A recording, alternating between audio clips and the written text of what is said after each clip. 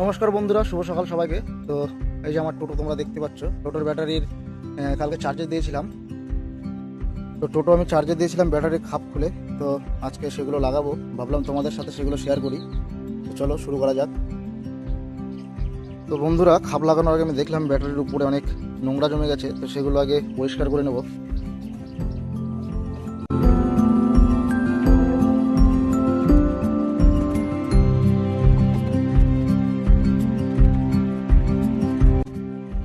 তো বন্ধুরা, আমার ব্যাটারি পরিষ্কার করা কমপ্লিট হয়ে গেল। এখন আমি খাপগুলো লাগাবো। তো চলো দেখতে থাকো কীভাবে আমি খাপগুলো লাগাই।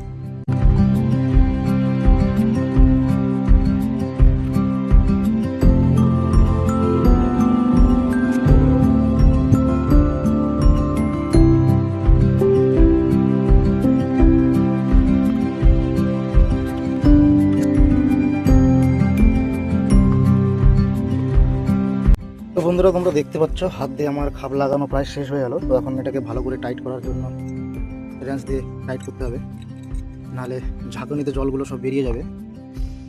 আর মেন কথা হচ্ছে, খাপ খুলে চার্জ দেওয়ার কারণ হলো ব্যাটারিটা ভালো থাকে, মাইলেজটা ভালো পাওয়া যায়। আর যদি খাপ খুলে চার্জ না দেওয়া হয় তাহলে ব্যাটারি মেয়াদ পর্যন্ত চলে, তারপরে আর চলতে চায় না।